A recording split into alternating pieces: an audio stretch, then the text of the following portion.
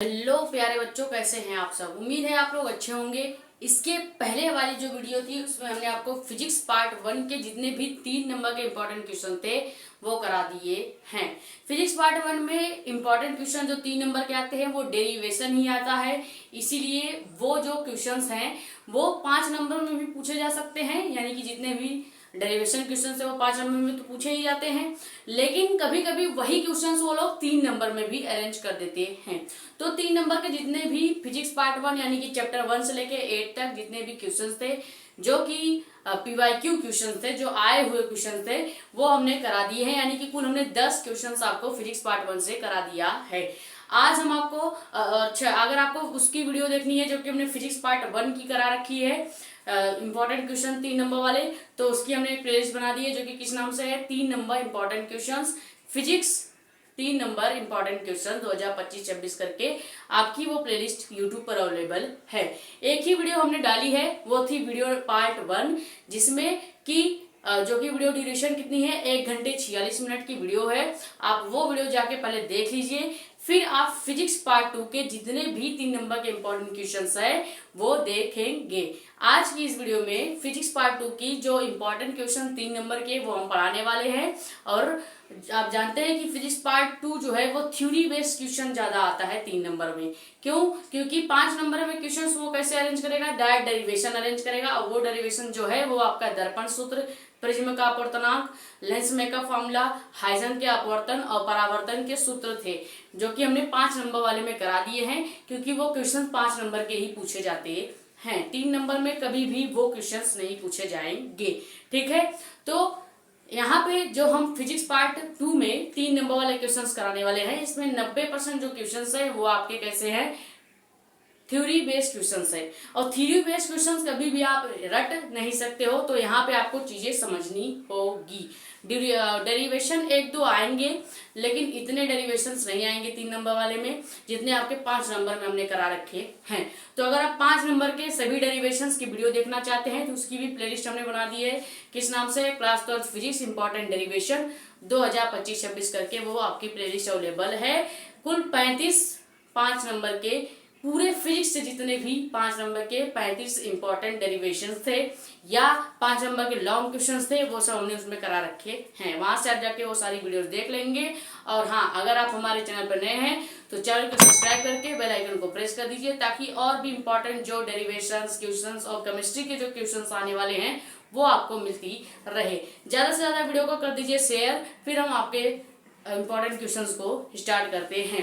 आप अपने कमेंट यहाँ से पूछ सकते हैं, यहीं पे यूट्यूब चैनल पे या हमारे पर्सनल टेलीग्राम चैनल जानकारी नीट की, वहां पे भी आप अपने डाउट्स या कमेंट्स दे सकते हैं, या कुछ आप डिमांड जो करना चाहें। जैसे हमने इसके पहले पेपर पैटर्न्स आपको दिखा दिया, आप पेपर पैटर्न्स देख चुके होंगे, और नहीं देखा है तो आप प्लेलिस्ट में जाके वो भी देख सकते हैं। तो ऐसे ही कुछ डिमांडेबल जो टॉपिक्स जो आपको चाहिए, जो इम्पोर्टेंट हो, जो आपको लगता है कि ये पढ़ाया जाना चाहिए, तो वो पढ़ाया जाएगा। ठीक है, अब स्टार्ट करते हैं आपके सबसे पहले फिजिक्स पार्ट 2 का पहला चैप्टर, जो कि क्या है, किरण प्रकाश की एवं प्रकाशिक यंत्र। हम चैप्टर वाइज आपको क्वेश्चन लेके आए हैं, आप खाली क्वेश्चन पे फोकस कीजिए, चैप्टर्स पे नहीं। ठीक है, चैप्टर्स 9 से लेके 13 तक के जितने भी क्वेश्चन है, 12 क्वेश्चन को हम इस वीडियो में आपको कराएंगे।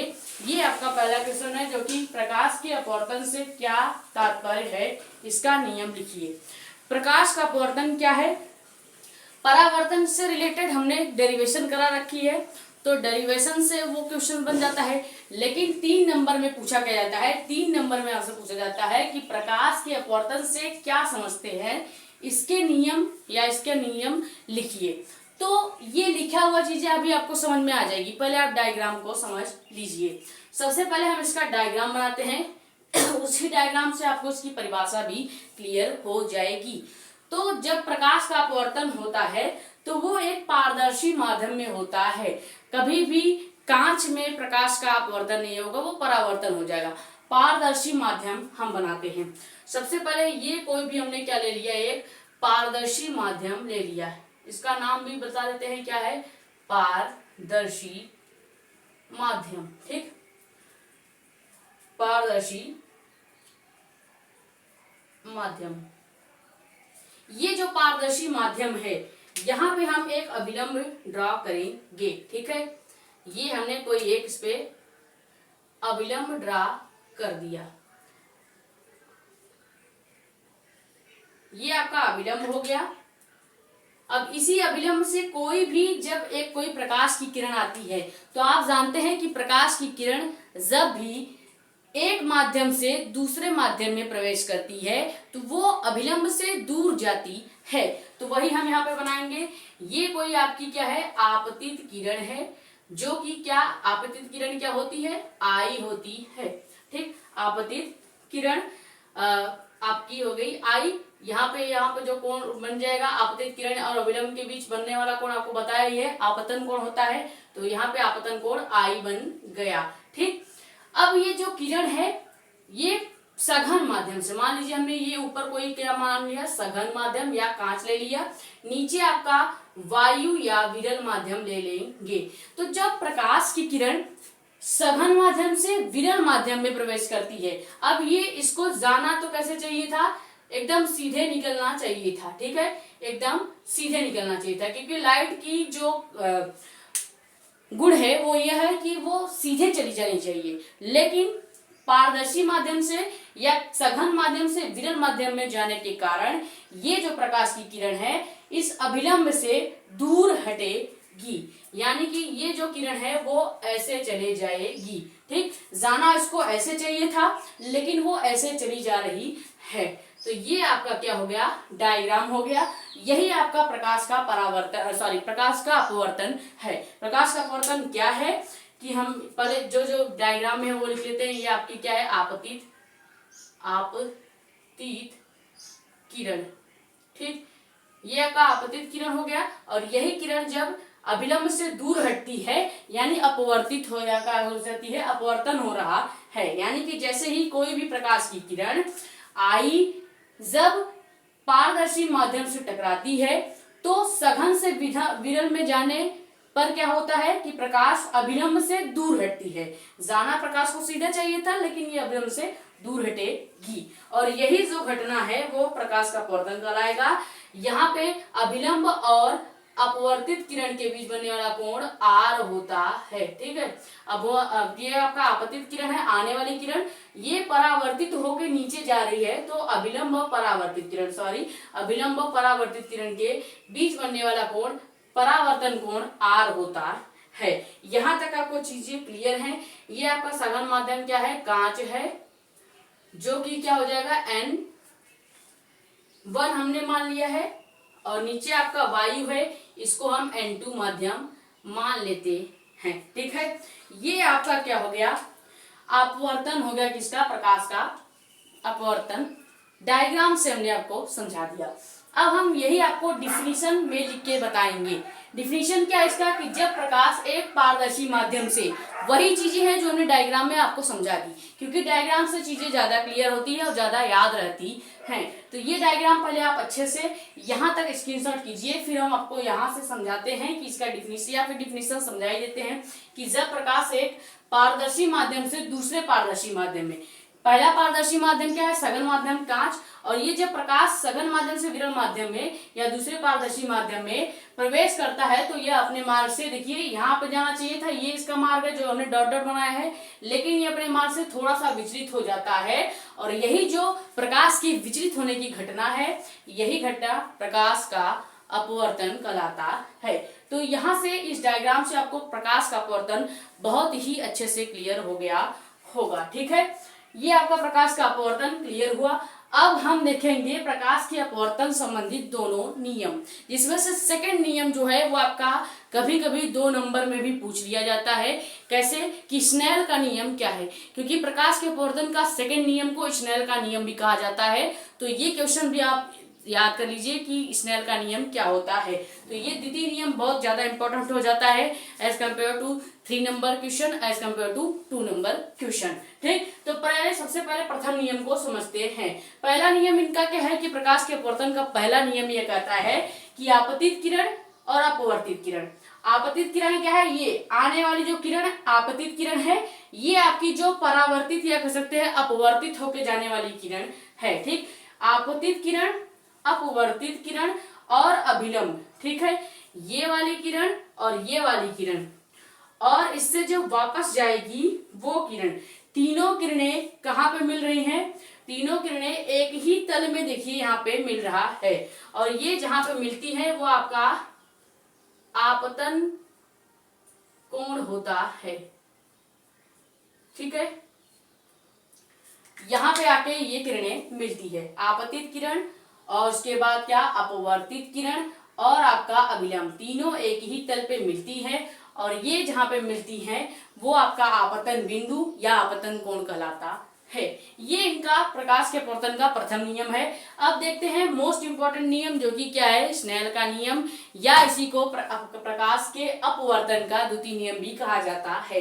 तो प्रकाश के अपवर्तन का द्वितीय नियम क्या है?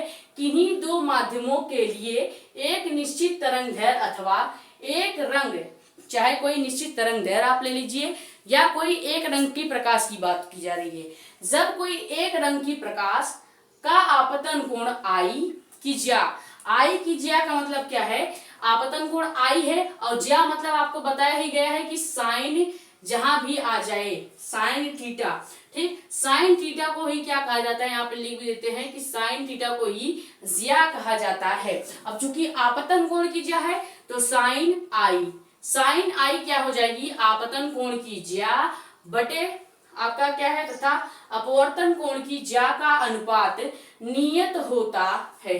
तो ये आपका आपतन कोण का क्या हो गया, ज्या हो गया, बटे यानी अनुपात परावर्तन कोण या अपवर्तन कोण का ज्या। अपवर्तन कोण आपका आर है जो कि यहां हमने लिख रखी है, और आपकी आपतित या आपतन कोण आई और अपवर्तन कोण आर। आपतन कोण आई की ज्या यानी कि साइन आई, और अपवर्तन कोण आर की ज्या यानी कि साइन आर। दोनों का अनुपात यानी कि दोनों का जो अनुपात या बटे है वो किसके बराबर है, n के बराबर है। किसके बराबर है, n के बराबर है। और यही जो नियम है आपका स्नेल का नियम बन जाता है कि n बराबर साइन आई बटे साइन आर। ये आपका प्रकाश के अपवर्तन का दोनों नियम हमने समझा दिया, और इस डायग्राम से हमने आपको प्रकाश का अपवर्तन भी समझा दिया। तो प्रकाश के अपवर्तन क्या है, उसके दोनों नियम क्या है, वो हमने आपको बहुत ही अच्छे से और सिंपल से समझा दिया है। दूसरा नियम ज्यादा इंपॉर्टेंट है क्योंकि ये कभी कभी 2 नंबर क्वेश्चंस में भी पूछे जा सकते हैं कि स्नेल का नियम क्या है, इस तरह से, ठीक है। तो ये आप पहले स्क्रीनशॉट कर लीजिए, फिर आपको सेकंड क्वेश्चन बताते हैं।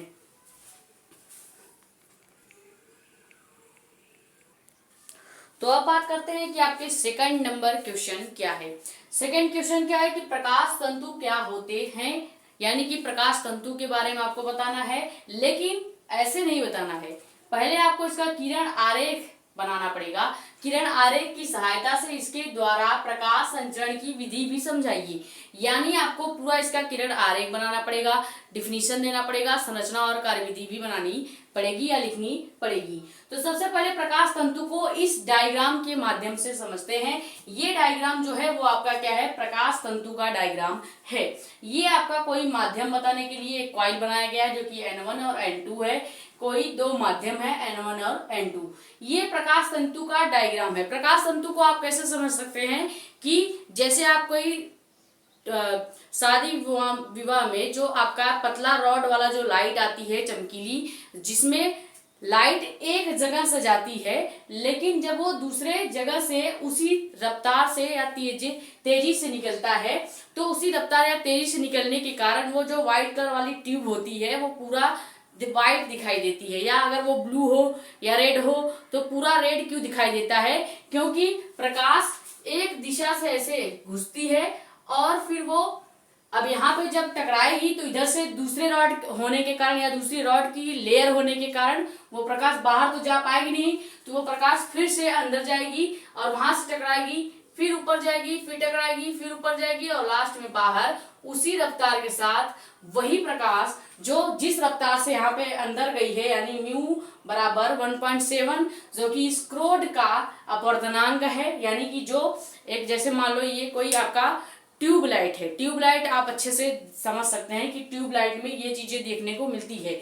जो टेंट वाले ट्यूबलाइट यूज करते हैं रंग बिरंगे, उसमें वो ट्यूबलाइट तो अंदर से खोखला होता है, लेकिन एक जगह से अगर वहां पे एक ही जगह बल्ब लगाए रहते हैं, जैसे ही वहां से बल्ब चालू होगा तो यहाँ से कोई एक प्रकाश की किरण जाएगी तो वो पूरे सेकेंड जो लेयर है उसको तो बाहर पार करके जा पाएगी नहीं, तो वहां से टकरा के सेकेंड लेयर से फिर फर्स्ट लेयर में, फिर सेकेंड, फिर फर्स्ट, फिर सेकेंड, फिर लास्ट में वही प्रकाश उतनी ही तीव्रता के कारण दूसरे छोर से बाहर निकलती है, जिस कारण आपका पूरा का पूरा बल्ब जो है वो चमकता है, या ये ट्यूबलाइट जो है वो प्रकाश तंतु के इस प्रोसेस के कारण ही पूरी अच्छे से जलती है।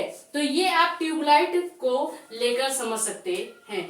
ये जो डायग्राम है वो एक प्रकार से ट्यूबलाइट के अंदर की स्ट्रक्चर होती है। अब यही इसकी संरचना और प्रकाश तंतु की कार्य विधि वगैरह समझेंगे।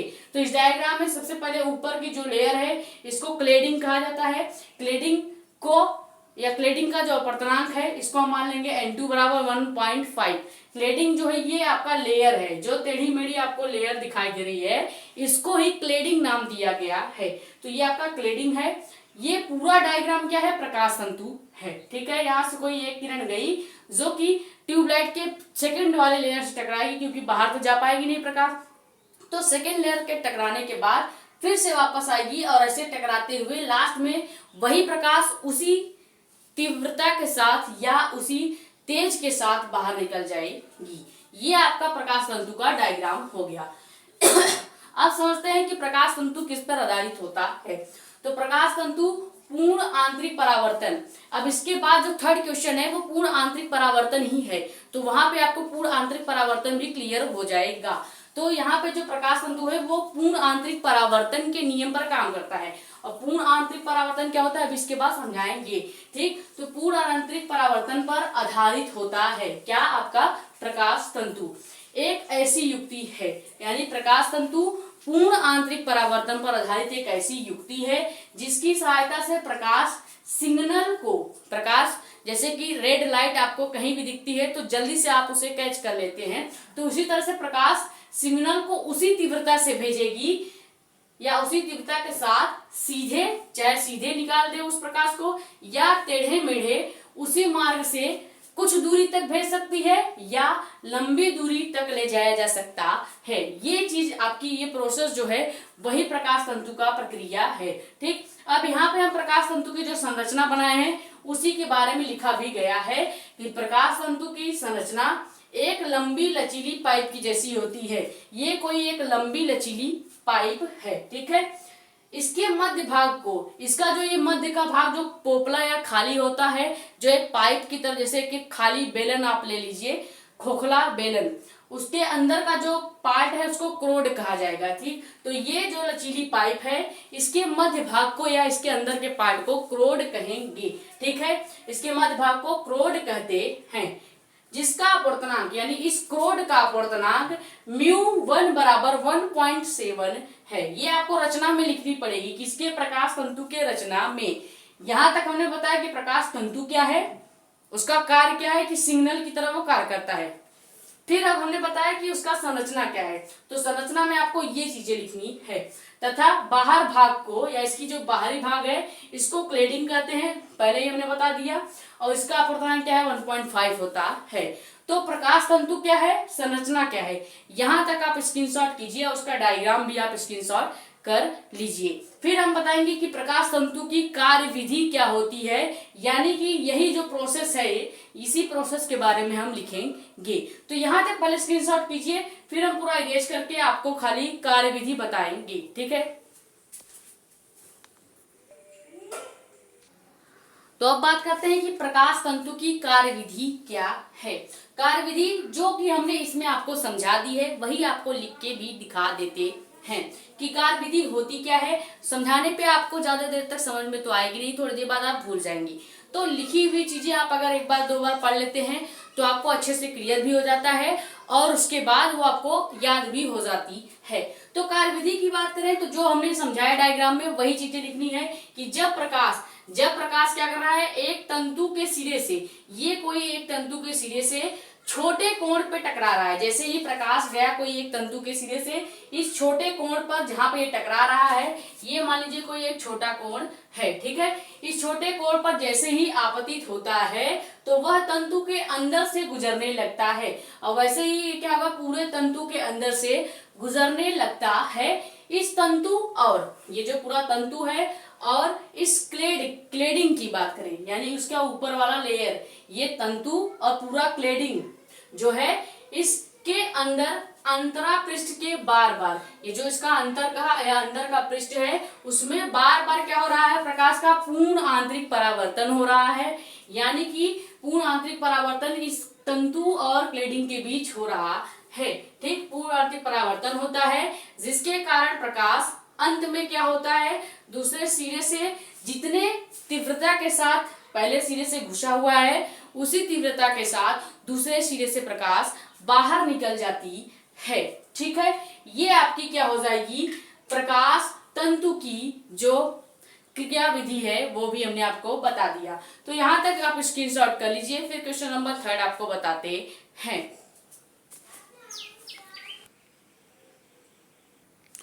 तो अब बात करते हैं आपके 3rd नंबर क्वेश्चन की, जो कि आपका क्या है, पूर्ण आंतरिक परावर्तन किसे कहते हैं।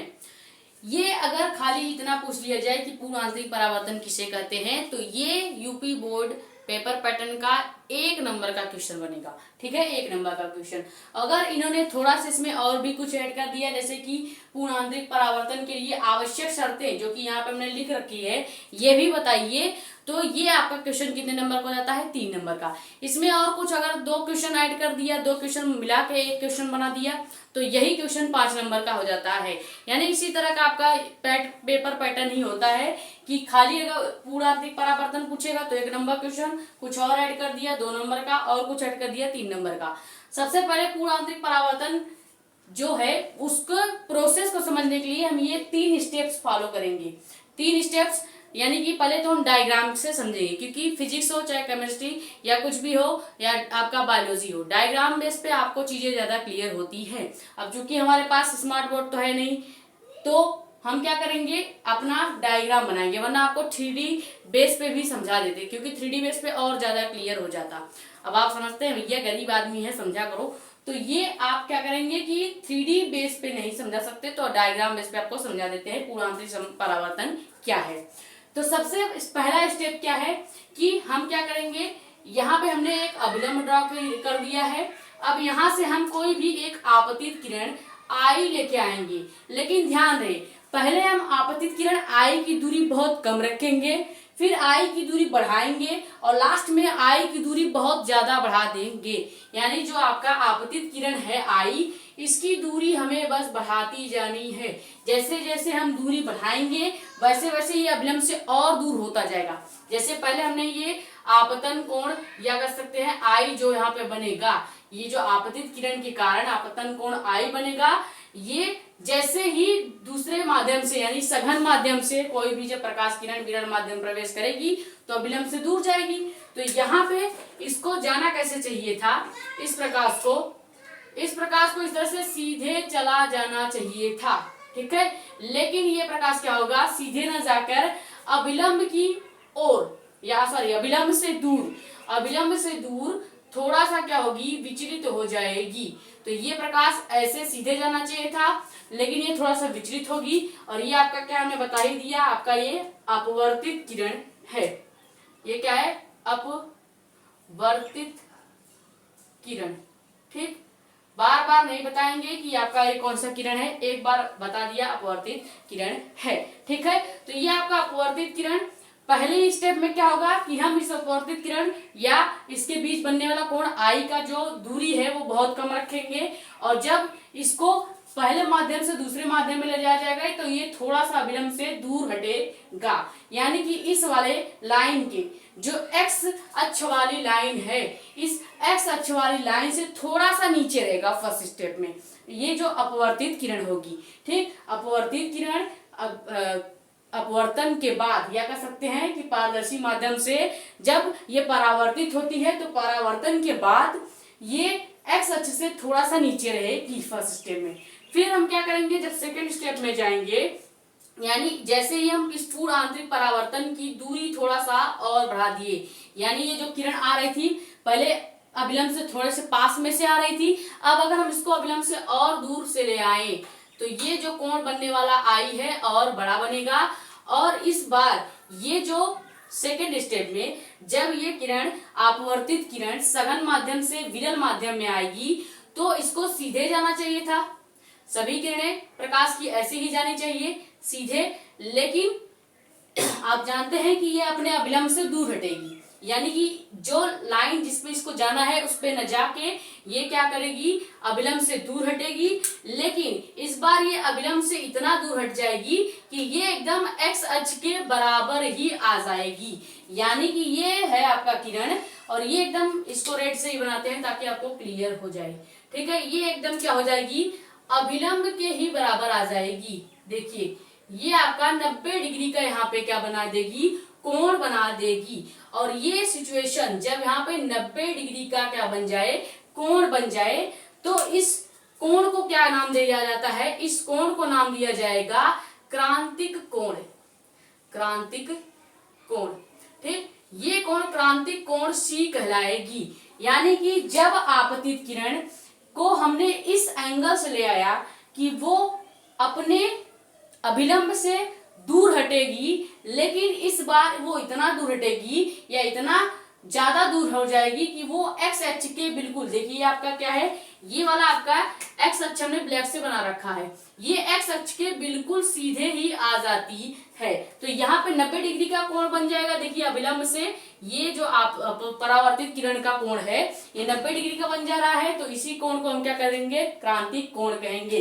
इसकी एक डिफिनीशन भी है क्रांतिक कोण की, जो कि क्या है, सघन माध्यम में बना वह कोण, यानी सघन माध्यम में, देखिए सघन माध्यम में वो कोण बन रहा है जो आपतन कोण या सघन माध्यम में बना वह आपतन कोण, जिसके लिए विरल माध्यम में बने कोण, अब विरल माध्यम में भी एक कोण बनेगा विरल माध्यम में भी एक 90 डिग्री का कोण बन रहा है। तो विरल माध्यम में बने कोण का मान 90 डिग्री हो, ठीक है। यानी जो विरल माध्यम में कोण बन रहा है अगर वो 90 डिग्री है, यानी कि फिर से डिफिनीशन देख लेते हैं एक बार क्रांतिक कोण का क्या है कि सघन माध्यम में बने एक आपतन कोण, सघन माध्यम में बना क्या है, आपतन कोण I, और ये जो क्रांतिक कोण है वो आपका नीचे बनेगा, यहाँ पे ऊपर नहीं, ये जो नीचे आपका कोण बन रहा है ये आपका क्या है, ये आपका 90 डिग्री वाला क्रांतिक कोण है, ठीक है। यहाँ पे अब ये डायग्राम कंप्लीट हुआ। तो सेकेंड स्टेप में आपका क्या होता है, फर्स्ट स्टेप में कोई कोण नहीं बन रहा है, केवल किरण आएगी और अभिलंब से थोड़ा सा दूर हटेगी। सेकेंड स्टेप में क्या होगी कि वही आपतित किरण जब हमने उसकी दूरी बढ़ा दी, यानी पहले इतनी सी दूरी पे आ रहा था, अब हमने उसको और इधर साइड बैंड कर दिया, जब इधर साइड और बैंड किया तो ये अभिलंब से और दूर होने के कारण इस बार इतना दूर होगी कि वो एक्स अक्ष के बराबर आ जाएगी, यानी 90 डिग्री का नीचे कोण बन जाएगा, और ये नीचे जो 90 डिग्री का कोण बनेगा यही कोण आपका क्रांतिक कोण कहलाएगा।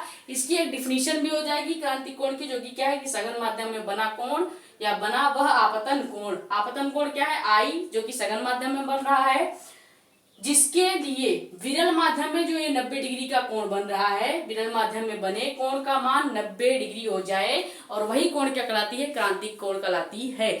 और चूंकि क्रांतिक कोण इसलिए समझाया जा रहा है, या ये थर्ड स्टेप या 3 स्टेप इसलिए समझा जा रहे हैं क्योंकि अभी आपको जो डिफिनीशन बताया जाएगा, तो डिफिनीशन से आपको ये थर्ड स्टेप क्यों बताया जा रहे हैं पता चल जाएगा।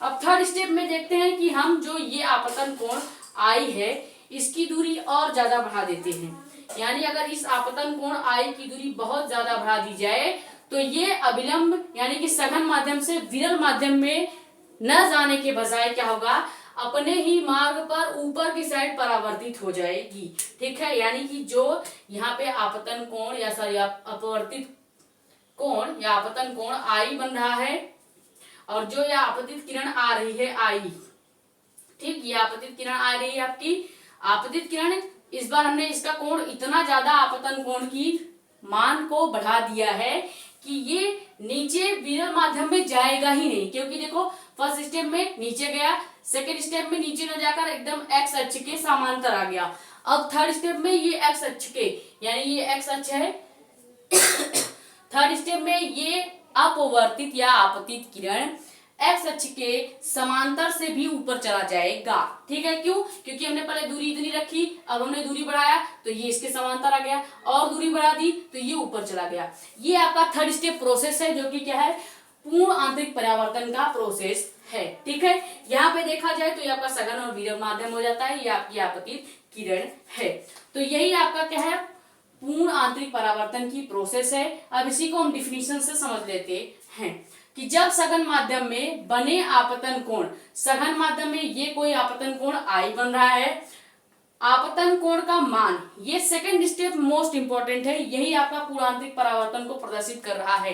बाकी फर्स्ट और सेकंड तो खाली आपको एक पूरा प्रोसेस बताने के लिए बताया गया है। मेन आपका यही सेकंड स्टेप है, वही सेकंड स्टेप के बारे में आपको लिखना है, यही आपका पूर्ण आंतरिक परावर्तन को प्रदर्शित कर रहा है, जो कि क्या है कि जब सघन माध्यम में बने आपतन कोण का मान क्रांतिक कोण के मान से, यानी ये जो आपतन कोण आई है इसका मान इस क्रांतिक कोण 90 डिग्री जो बन रहा है इसके मान से अधिक हो जाए, यानी कि आई का मान जो है वो सी से, आई यानी क्या है, आपतन कोण है, वो क्रांतिक कोण सी के मान से अगर अधिक हो जाए तो क्या हो जाता है, अधिक हो जाता है तो प्रकाश की किरणें दूसरे माध्यम में जाने के बजाय, यानी कि ये जो प्रकाश की किरण है देखिए दूसरे माध्यम में जाना चाहिए था इसको, लेकिन ये प्रकाश की किरण दूसरे माध्यम में जाने की बजाय उसी माध्यम में वापस चला जा रहा है, और ये जो पूरी प्रोसेस है उसी माध्यम में परावर्तित हो जाती है, इस माध्यम में वापस लौट जाती है। इस घटना को ही क्या कहते हैं, इस पूरे घटना को ही पूर्ण आंतरिक परावर्तन कहा जाता है। अब हम देखेंगे पूर्ण आंतरिक परावर्तन की शर्तें। तो पूर्ण आंतरिक परावर्तन की दो शर्तें हैं। पहला कि पूर्ण आंतरिक परावर्तन होगा कब, ये दोनों जब आप स्टेप फॉलो करेंगे तो ही पूर्ण आंतरिक परावर्तन आप करा पाएंगे। कि पहला शर्त यह है कि प्रकाश जो है वो हमेशा सघन माध्यम से विरल माध्यम में जानी चाहिए। जब प्रकाश हमेशा सघन से विरल में जाएगी तो ही पूर्ण आंतरिक परावर्तन हो पाएगा। अगर आप इसका उल्टा कर देंगे, यानी विरल से सघन में ले जाएंगे प्रकाश को, तो कभी भी पूर्ण आंतरिक परावर्तन नहीं होगा। तो प्रकाश सघन माध्यम से विरल माध्यम में जाती है और या विरल माध्यम में जा रहा हो, ये इसका पहला शर्त है। सेकंड इसका शर्त क्या है कि आपतन कोण आई जो है वो हमेशा क्रांतिक कोण सी के मान से अधिक होना चाहिए, जो कि हमने सेकंड स्टेप में बता दिया, सॉरी थर्ड स्टेप में बता दिया है, क्योंकि सेकंड स्टेप में तो एकदम बराबर हो गया था आपतन कोण और ये 90 डिग्री का कोण बन रहा था। थर्ड स्टेप में ये क्या हो गया, सी और आई जो है वो सी से बड़ा हो गया, यानी आपतन कोण का मान क्रांतिक कोण के मान से अधिक हो गया है। तो ये आपका पूरा का पूरा पूर्ण आंतरिक परावर्तन कंप्लीट हुआ। 3 स्टेप प्रोसेस था, मैंने पहले डायग्राम से समझाया, फिर वही हमने जो लिखी पढ़ी चीजें हैं वो आपको दिखा दी।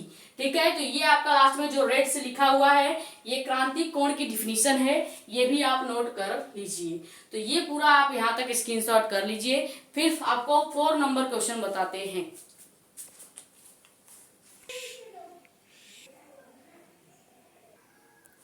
तो अब बात करते हैं आपके क्वेश्चन नंबर 4 की, जो कि क्या है कि तरंगाग्र को प्रकाश स्रोत की आकृति के आधार पर कितने भागों में वर्गीकृत किया गया है, स्पष्ट कीजिए। या इसी क्वेश्चन को कभी कभी एक और तरीके से पूछा जा सकता है कि तरंगाग्र किसे कहते हैं। अगर खाली तरंगाग्र किसे कहते हैं पूछ लिएगा तो 1 नंबर या 2 नंबर में आ जाएगा। अगर पूरा पूछ लिया गया कि तरंगाग्र किसे कहते हैं, प्रकाश स्रोत की आकृति के आधार पर इसे कितने भागों में वर्गीकृत किया गया है।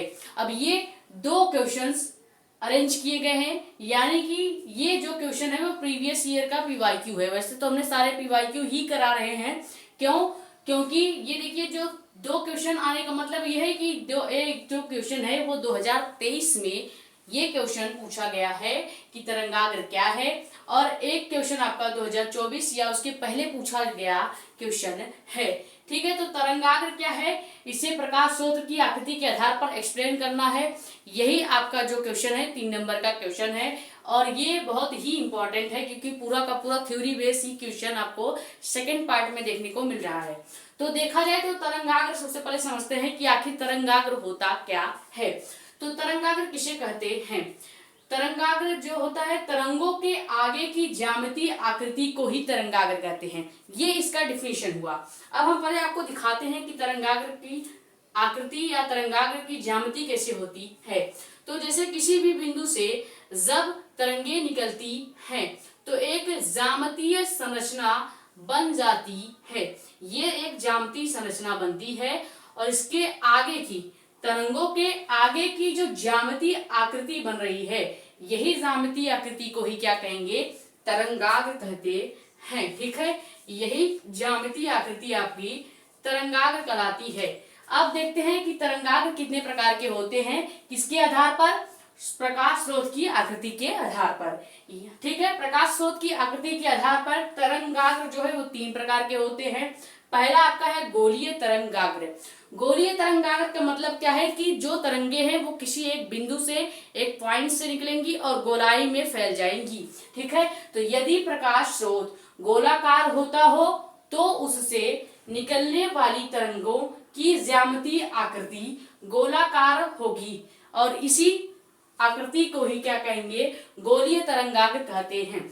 यानी कि कोई भी एक बिंदु होगा और इस गोले आकार में इस बिंदु से या किसी भी एक पॉइंट से जो तरंगे निकलेंगी वो इस पूरे गोले के ही आकार में निकलेंगी। ठीक है, यानी इस गोले के आकार से बाहर की तरंगे नहीं जाएंगी।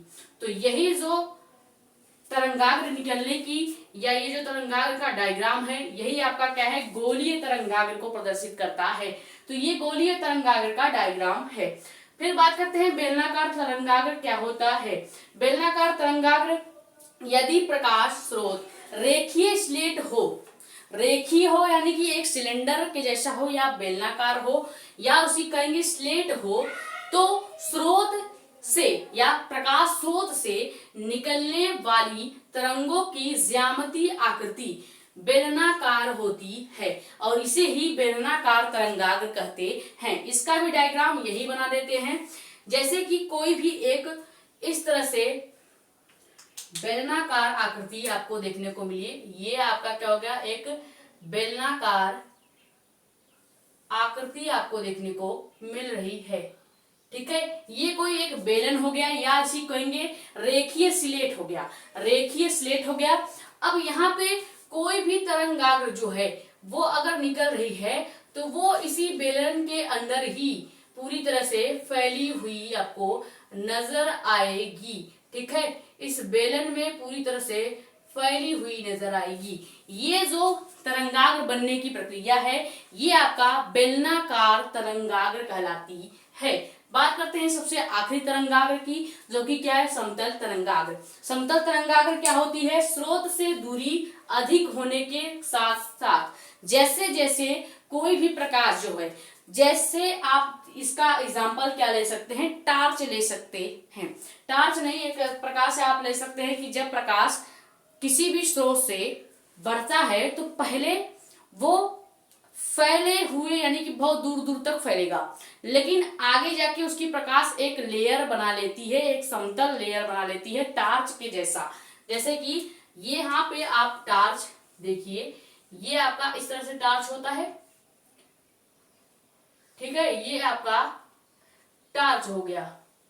अब इस टार्च से जब हम इसको ऑन करेंगे तो प्रकाश तो पहले इस तरह से फैलेगी प्रकाश। ठीक, प्रकाश इस तरह से पहले फैलेगी, लेकिन फिर वो एक जगह जाके इस तरह से सीधी लाइनें मिलने लगेंगी, यानी कि समतल प्रकाश हो जाएगा। समतल प्रकाश की जो डायग्राम है वो बना देते हैं। इस तरह से आपका समतल प्रकाश देखने को आपको मिलेगा।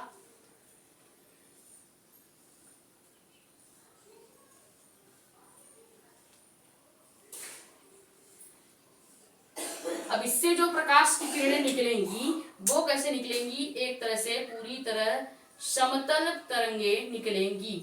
ठीक है, पूरी तरह से समतल तरंगे निकलेंगी।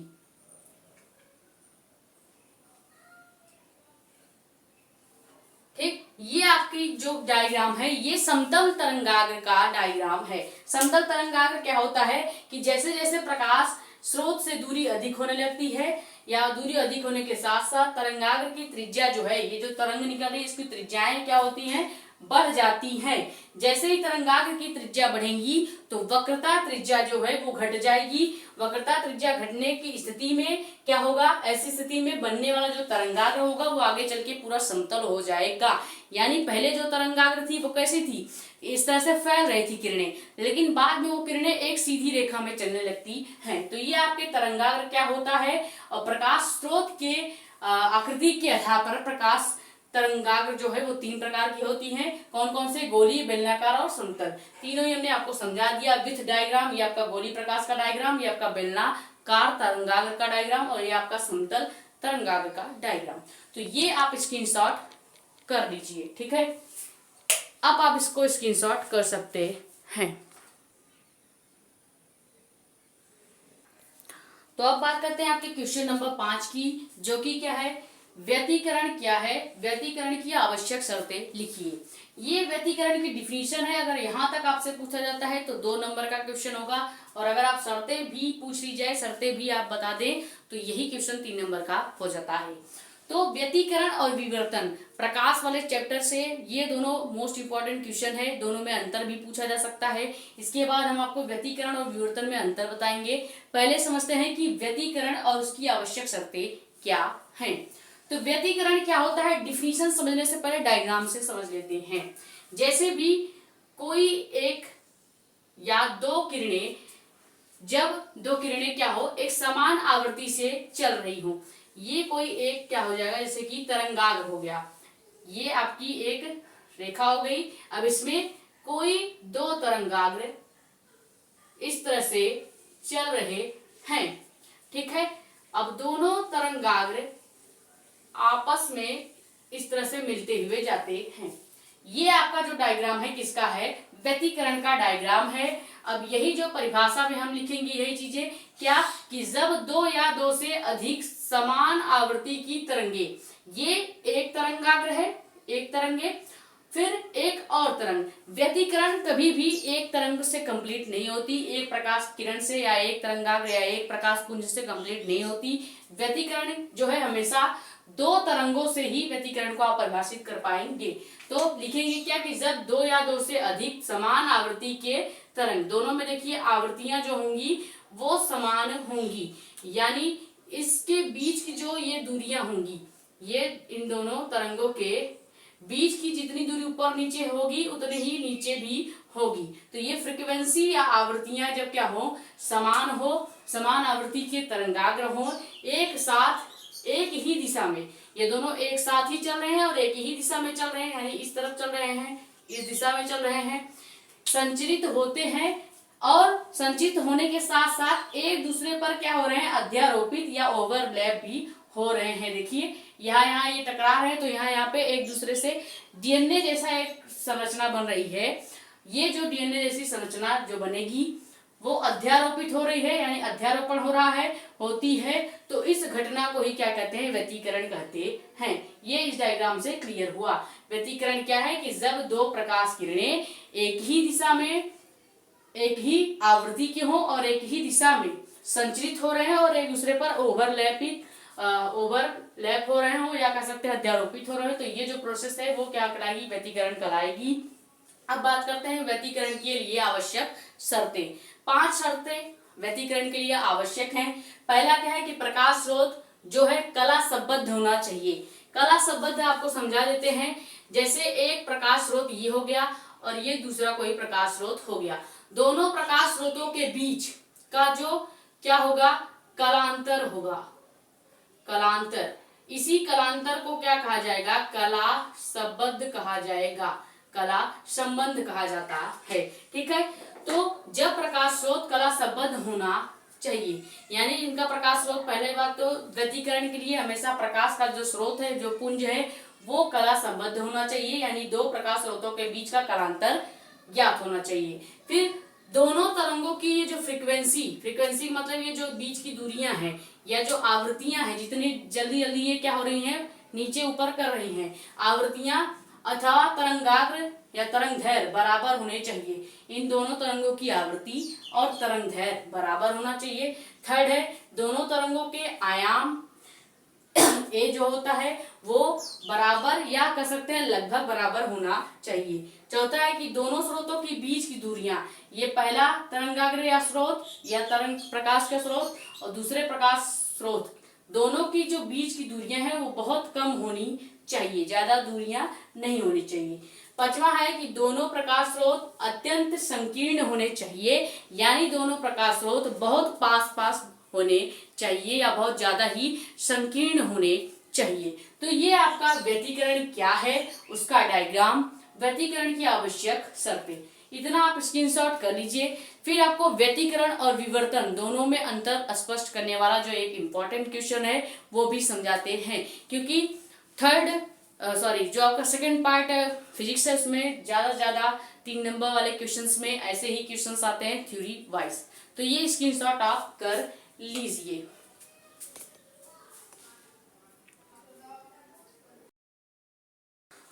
तो अब हम बात करते हैं आपके क्वेश्चन नंबर 6 की, जो कि क्या है, व्यतिकरण तथा विवर्तन में अंतर स्पष्ट कीजिए। व्यतिकरण हमने आपको डिटेल में समझा ही दिया है, लेकिन अब हम बात करेंगे डिटेल में विवर्तन और व्यतिकरण में अंतर। व्यतिकरण आपने समझ लिया है, ये उसका डायग्राम हमने बना के समझाया था। पहले आपको विवर्तन समझा देते हैं।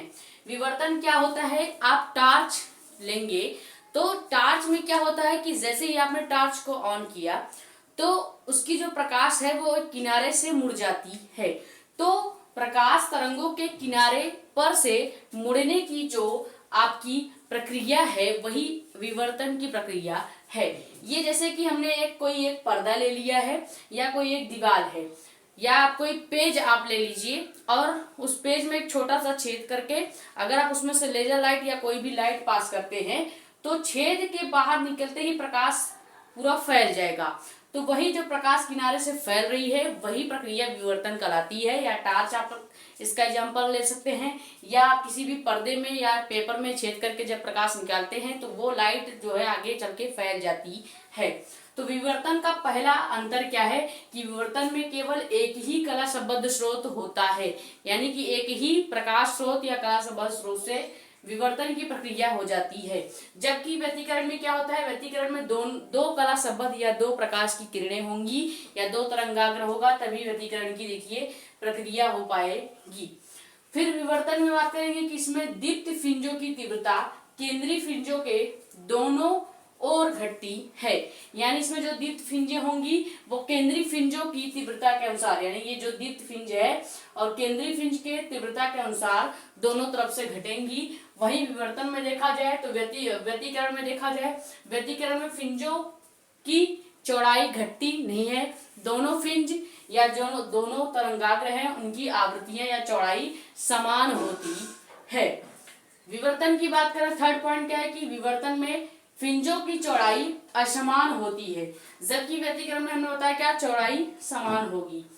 फिर व्यतिकरण में इसमें सभी दीप्त फ्रिंजों की तीव्रता समान होगी, जबकि इसमें दीप्त फ्रिंजों की तीव्रता जो है वो केंद्रीय फ्रिंजों की तीव्रता के अनुसार बढ़ती घटती रहती है।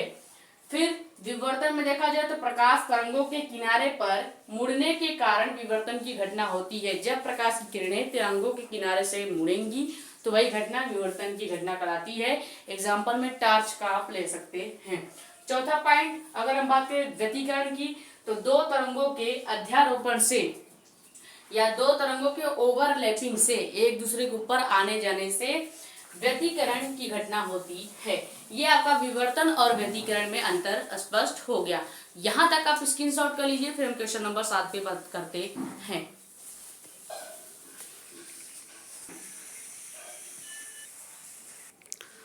तो अब हम बात करते हैं क्वेश्चन नंबर 7 की, जो कि क्या है कि प्रकाश के क्वांटम मॉडल के आधार पर आइंस्टीन के प्रकाश विद्युत समीकरण की स्थापना कीजिए। ये क्वेश्चन किसी सेट में आपको 3 नंबर में या यही क्वेश्चन आपको 5 नंबर में भी देखने को मिल सकता है। रीजन ये है कि ये क्वेश्चन डेरिवेशन टाइप क्वेश्चन है।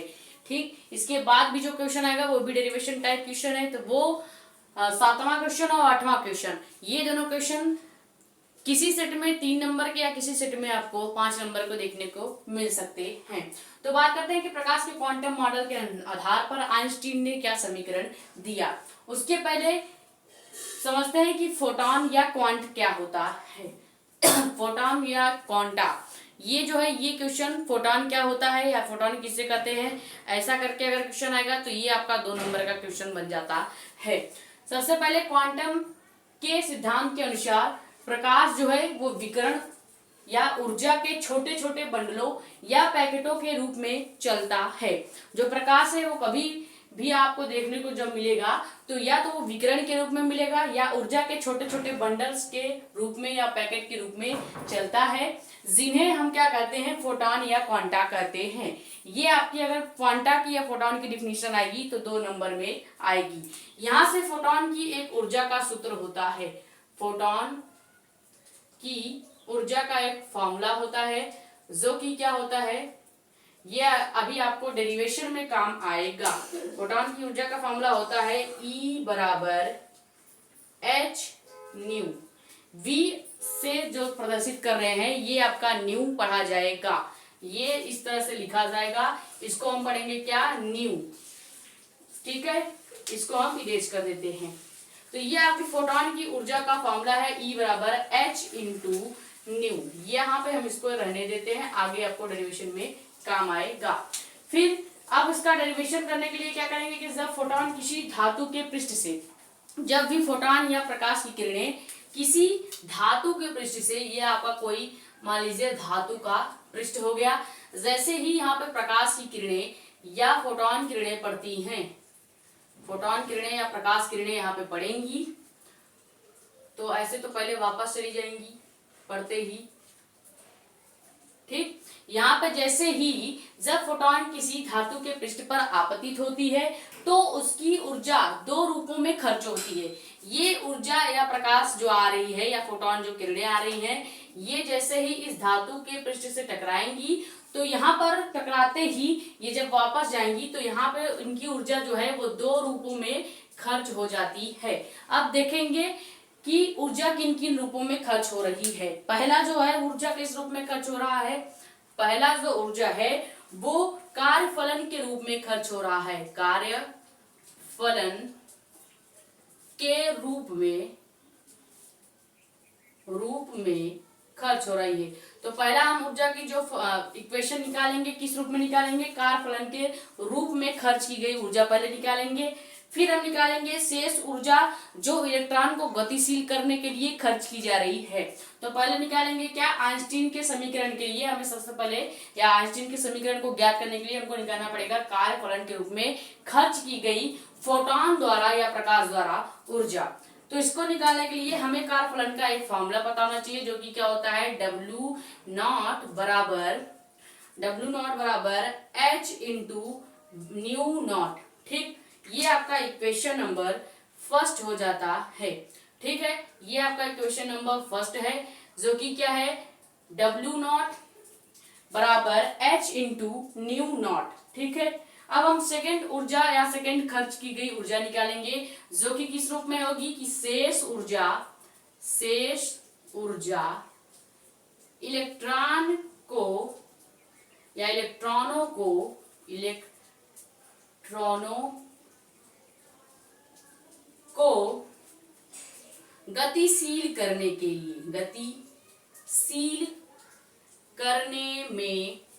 गतिशील करने में खर्च होती है। अब ये जो इलेक्ट्रॉन को गतिशील करने में खर्च की गई ऊर्जा है ये हम निकालेंगे। और आप जानते हैं कि गतिशील करने के लिए या गति अवस्था में जो ऊर्जा निकाली जाती है उसे हम गतिज ऊर्जा कहते हैं, यानी काइनेटिक एनर्जी। तो यहाँ पे हम निकालेंगे क्या, काइनेटिक एनर्जी।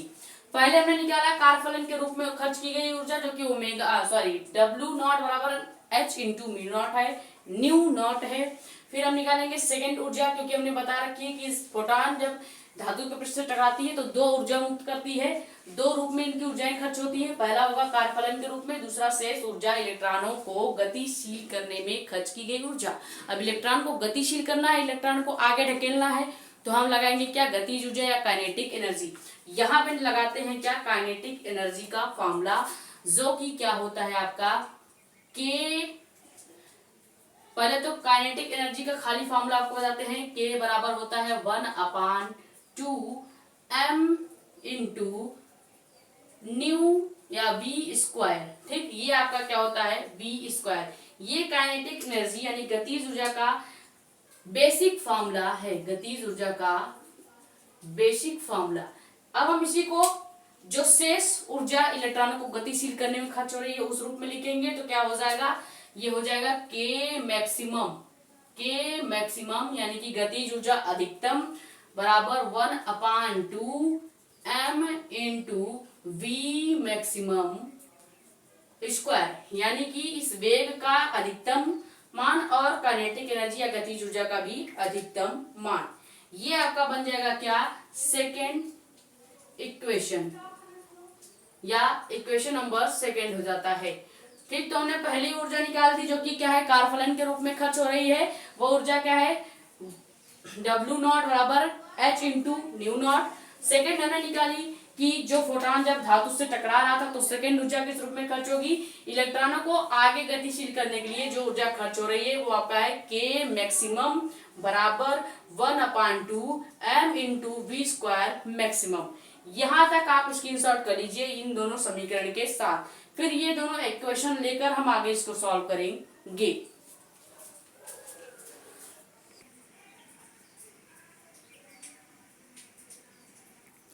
तो ये हमारे इक्वेशंस बने थे, equation number first and second.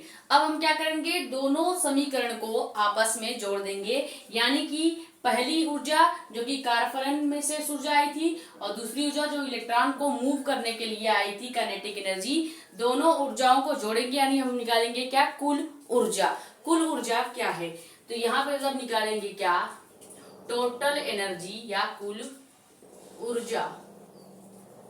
कुल ऊर्जा के लिए हम क्या करेंगे, यहाँ पे E बराबर यानी कि कुल ऊर्जा E बराबर क्या हो जाएगा, सबसे पहले W0 प्लस आपका K मैक्सिमम। ठीक, अब हम यहाँ पे W0 का ये जो मान है H इंटू न्यू नॉट और K मैक्सिमम का जो मान है 1/2 m into V square V M maximum या वी मैक्सिमम। ये मान यहाँ पे W0 की जगह W0 के समीकरण का मान और K मैक्सिमम की जगह K मैक्सिमम के समीकरण का मान रखते हैं। तो यहाँ से इसको पहले हम असेंबल कर लेंगे। तो इसको जब असेंबल करेंगे, चूंकि हमको चाहिए क्या, कुल ऊर्जा काइनेटिक ऊर्जा के रूप में चाहिए, तो यहाँ से हम निकालेंगे क्या, K मैक्सिमम बराबर, इसको हमने बराबर के इधर ले आया है, यानी K मैक्सिमम को हम E के पास लेके आए हैं, E को उधर ले जाएंगे और आपका ये क्या हो जाएगा, K इधर आ गया है तो E उधर जाएगा तो माइनस हो जाएगा आपका ओमेगा या सॉरी W0। ठीक, ये आपका क्या बन जाएगा, इस तरह से दूसरी इक्वेशन को हमने अरेंज कर दिया। अब यहाँ पे हम K मैक्सिमम और W0 का मान रख देते हैं। K मैक्सिमम का मान क्या है, 1/2 m into V square maximum. ठीक, ये आपका K मैक्सिमम की वैल्यू है। फिर हम बराबर लगा देंगे, E वैसे ही रहने देंगे, माइनस का वैसे रहने देंगे। ओमेगा या कह सकते हैं W0, इसका मान क्या है, H इंटू न्यू नॉट। ठीक है, बस हमने कुछ नहीं किया है, K मैक्सिमम को इधर ले आएंगे ताकि अरेंजमेंट्स अच्छे से हो पाए। और ये आपका E उधर ले गए हैं, E उधर के जाने के कारण ये आपका W0 जो है वो माइनस में हो जाएगा। बाकी हमने K मैक्सिमम का मान रख दिया है 1/2 m into V square M maximum या V मैक्सिमम बराबर E आपका वैसे ही माइनस आपका वैसे ही और ये आपका W0 का मान है। ठीक है, अब हम इसको क्या करेंगे, यहां से आपको कुछ चीजें कॉमन लेनी है। ठीक है, तो यहां तक पहले आप अच्छे से देख लीजिए। तो यहाँ पे अभी कुछ चीजें कॉमन लेनी है हमको, वो क्या लेनी है, जो ये E है यानी फोटोन की ऊर्जा E है। अब हम फोटोन की ऊर्जा E का भी मान रख देते हैं। एक स्टेप हम यहाँ पे E का मान रखेंगे। हम जानते हैं कि फोटोन की ऊर्जा E की जो वैल्यू आई थी वो क्या आई थी, E बराबर H इंटू न्यू, ये आई थी आपका E का मान। यहाँ पे हम E का मान रख देंगे क्या, H इंटू न्यू। ठीक, तो H into new minus H into nu not, यहां से आपको H जो है वो कॉमन दिख रहा होगा। तो तो अब इस समीकरण से हम H को कॉमन करेंगे। देखिए हमने क्या किया है, काइनेटिक एनर्जी K मैक्सिमम का सेकेंड समीकरण से मान रख दिया है। ये रहा काइनेटिक एनर्जी K मैक्सिमम का मान। ये आपकी फोटोन की ऊर्जा E की मान है, इसका वैल्यू H इंटू न्यू होता है, जो कि हमने रख दिया। फिर हमने W नॉट का मान रखा, जो कि H इंटू न्यू नॉट है। तो ये आपका इक्वेशन बन गया। अब यहाँ से हम कुछ चीजें कॉमन लेंगे। जैसे आपको यहाँ पे एक H दिख रहा होगा, एक H यहाँ पे दिख रहा होगा। यहाँ पे हम H को कॉमन करेंगे तो इधर का आपका वैसे सेम रखेंगे, 1/2 m into V square maximum. ये इधर का समीकरण सेम है। यहाँ से H को कॉमन कर लेंगे और ब्रैकेट में आपका क्या आ जाएगा, न्यू माइनस न्यू नॉट। ठीक, ये आपका क्या बनेगा, यही आपका आइंस्टाइन के प्रकाश वैद्युत समीकरण की स्थापना है, या यही आपका आइंस्टाइन का प्रकाश वैद्युत का मेन फॉर्मूला आ गया है। क्या कि 1/2 m into we maximum square बराबर H new minus new not. यहाँ पे जो सिंबल्स हैं वो क्या दर्शा रही हैं वो अभी हम आपको बता देते हैं। तो पहले आप यहाँ तक स्क्रीनशॉट कर लीजिए। ये आपका मेन फॉर्मूला जो है निकल के आ गया है, यानी हमने आइंस्टीन का जो प्रकाश वैद्युत समीकरण की स्थापना करनी थी वो कर दी है। यहाँ पे हम आपको बता देते हैं कि जो न्यू है वो क्या है और न्यू नॉट क्या है, एच क्या है, एम क्या है, वी मैक्सिमम क्या है, ये सब हम आपको ऊपर लिख के बताते हैं। तो यहाँ तक पहले स्क्रीनशॉट कर लीजिए।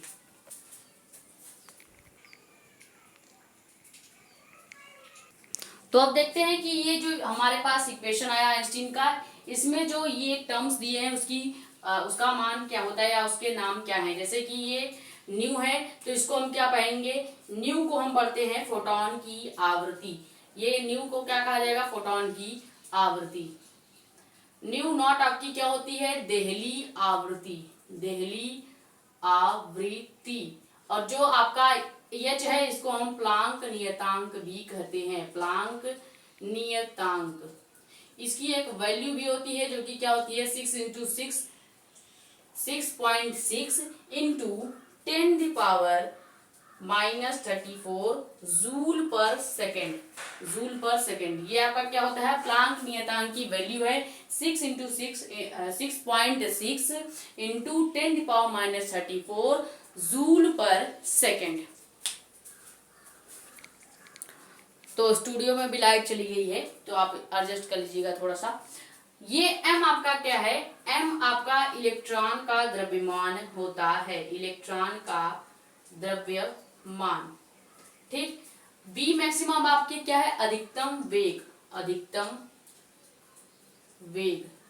तो ये आपका हमने पूरा का पूरा आइंस्टीन का प्रकाश संबंधित इक्वेशन भी बता दिया। और उसमें जो टर्म्स हैं जैसे कि न्यू आपकी फोटोन की आवृत्ति, न्यू नॉट देहली आवृत्ति, और एच प्लांक नियतांक है जिसकी वैल्यू भी होती है जो कि क्या होती है 6.6 इंटू 10⁻34 माइनस का जूल पर सेकेंड, और m इलेक्ट्रॉन का द्रव्यमान, v मैक्सिमम अधिकतम वेग। तो ये आप स्क्रीनशॉट कर लीजिए। फिर हम आपको क्वेश्चन नंबर 8 बताते हैं। ये क्वेश्चन 3 और 5 दोनों नंबर में आ सकते हैं, बस किसी सेट में 3 में आ जाएगा, किसी सेट में 5 में आ जाएगा।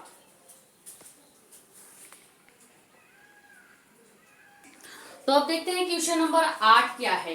क्वेश्चन नंबर 8 भी बहुत ही इंपॉर्टेंट हो जाता है क्योंकि ये भी डेरिवेशन टाइप ही क्वेश्चन है जो 3 नंबर और 5 नंबर में भी अरेंज हो सकते हैं। तो क्वेश्चन नंबर 8 है कि द्रव्यमान तरंगे क्या होती हैं। अगर खाली द्रव्यमान तरंगे पूछा जाएगा तो 2 नंबर की क्वेश्चन यही बन जाएगी। और अगर आपसे पूछ लिया गया कि द्रव्यमान तरंगे क्या है, डी ब्रोगली तरंगदैर्घ्य की सूत्र स्थापित कीजिए या डी ब्रोगली तरंगदैर्घ्य का सूत्र भी प्राप्त कीजिए।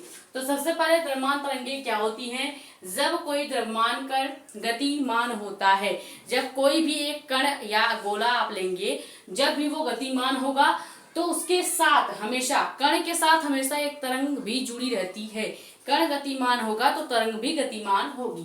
तो जब कोई द्रव्यमान कण गतिमान होते हैं तो उसके साथ एक तरंग संबद्धित रहती है, यानी कि कण के साथ तरंग भी जुड़ी रहती है। इन तरंगों को ही द्रव्यमान तरंगे अथवा डी ब्रोगली डी ब्रोगली तरंगदैर्घ्य कहते हैं। अब यहाँ से हम ज्ञात करेंगे क्या, आइंस्टीन का यानी कि जो आपका डी ब्रोगली का जो तरंगदैर्घ्य का सूत्र है उसको निकालेंगे। अब उसको निकालने के लिए हमें सबसे पहले क्या निकालना पड़ेगा, आइंस्टीन का द्रव्यमान ऊर्जा समीकरण से ई का जो फॉर्मूला है वो निकालना पड़ेगा। तो आइंस्टीन का द्रव्यमान ऊर्जा फॉर्मूला पूरे फिजिक्स में सबको पता है क्या होता है, जो आप हर जगह फिजिक्स में देखते हैं क्या, E बराबर mc²। यही तो आपका क्या है, आइंस्टीन का द्रव्यमान ऊर्जा का समीकरण है। तो यहां से हम क्या लेंगे, E बराबर mc² से देखते हैं, चूंकि ये आपका आइंस्टीन का द्रव्यमान का ही फॉर्मूला है, E बराबर m×c²। ये आपका आइंस्टीन का द्रव्यमान का फॉर्मूला है। यहां से हम जानते हैं कि फोटोन के द्रव्यमान के फॉर्मूले से। अब यहाँ पे हम एक और फॉर्मूला भी जानते हैं जो कि क्या है, फोटोन की ऊर्जा। फोटोन की ऊर्जा क्या होती है, E बराबर h/ν होती है। यानी हम इस आइंस्टीन का जो E वाला फॉर्मूला है, E बराबर mc², इस E की जगह h/ν भी लिख सकते हैं। तो यहाँ पे हम इस फॉर्मूले से या इस इक्वेशन की मदद से E की वैल्यू रखेंगे इसमें, तो क्या हो जाएगा आपका h/ν बराबर m×c²। ठीक है।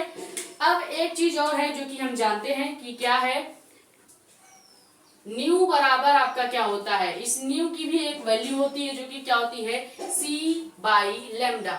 c/λ यानी इस न्यू की जगह हम क्या लिख सकते हैं, c/λ लिख सकते हैं।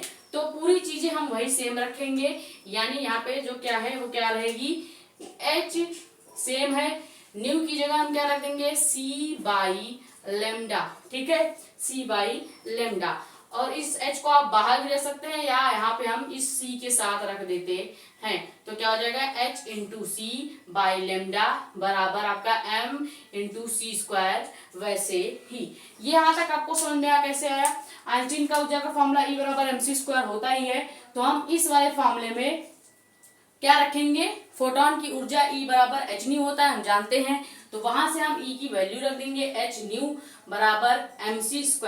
अब हम एक चीज और जानते हैं कि जो आपकी न्यू यानी कि क्या आपकी थी, फोटोन की आवृत्ति न्यू बराबर c/λ होता है। तो यहाँ पे h वैसे ही रखेंगे, न्यू की जगह c/λ रख दिया, m×c²। यहां तक आपको क्लियर है, ठीक है। तो यहां से आप देखेंगे इस वाले समीकरण में ये c² से ये c कैंसिल हो रहा है। तो जब इस c² से ये c कैंसिल हो जाएगा तो क्या बचेगा, आपका बचेगा h, इधर के साइड बचेगा h, लेकिन उसके पहले हम m को बराबर के इधर ले आ लेते हैं, यहीं से इसको अरेंज कर लेते हैं। तो m को बराबर के इधर ले आएंगे तो m बराबर क्या हो जाएगा आपका h/c/λ।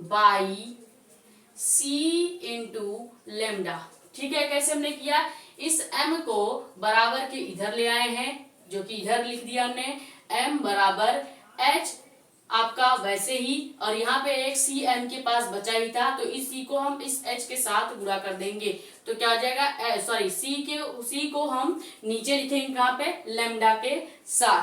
तो h आपका ऊपर c/λ। ठीक है, यहाँ तक आपको समझ में आया, m बराबर h/c/λ। यहाँ तक आपको समझ में आ गया, इतना स्क्रीनशॉट कीजिए, फिर हम आपको इसके आगे का डायरेक्शन बताते हैं।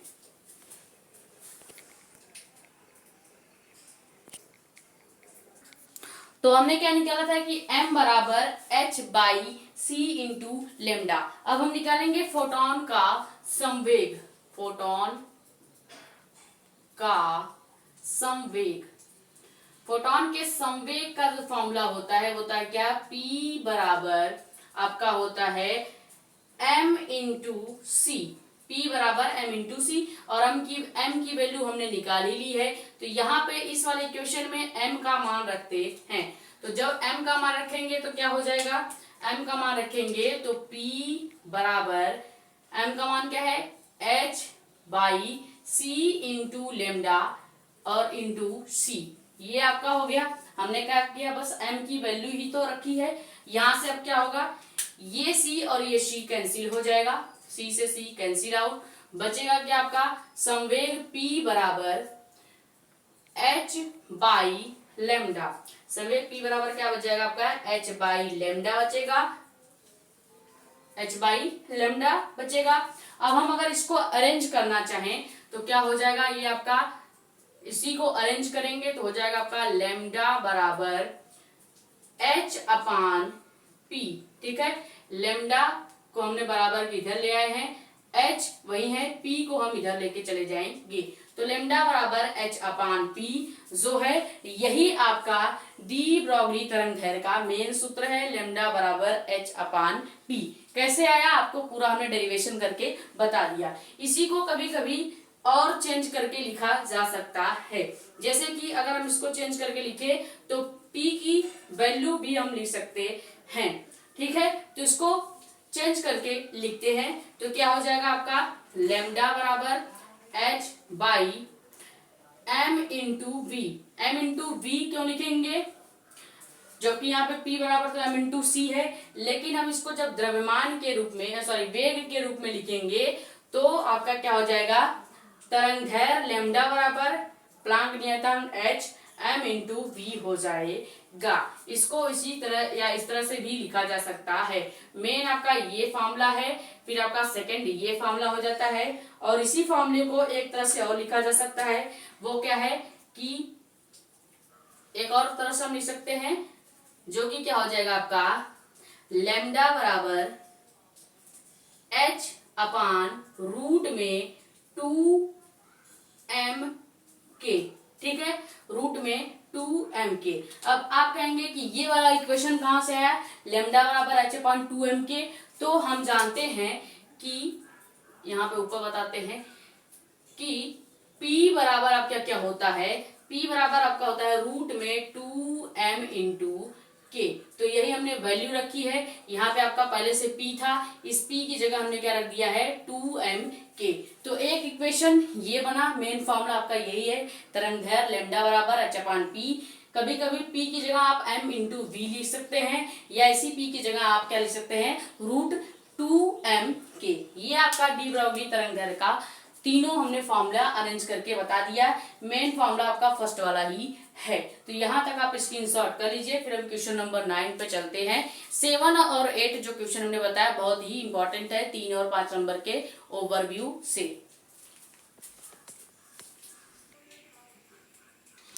तो अब देखते हैं आपका क्वेश्चन नंबर 9 क्या है। क्वेश्चन नंबर 9 है आपका रदरफोर्ड के परमाणु मॉडल की व्याख्या कीजिए तथा इसकी कमियों का उल्लेख कीजिए। तो पहले हम देखते हैं कि रदरफोर्ड की परमाणु मॉडल क्या है, उसके बाद उसकी कमियां देखेंगे। रदरफोर्ड के परमाणु मॉडल के अनुसार देखा जाए तो रदरफोर्ड ने कुछ बातें बताई थी। पहला इन्होंने क्या बताया था कि प्रत्येक परमाणु का समस्त द्रव्यमान, यानी कि जो परमाणु है उसका पूरा जो द्रव्यमान है वो समस्त धन आवेश परमाणु के केंद्र में एक छोटे से भाग में निहित होता है, और वो जो छोटा सा भाग होता है उसको हम नाभिक के नाम से जानते हैं। उसका स्ट्रक्चर कैसा होता है, यानी कि ये कोई आपका क्या हो गया आपका समस्त द्रव्यमान या समस्त धन आवेश का परमाणु हो गया। अब इस परमाणु के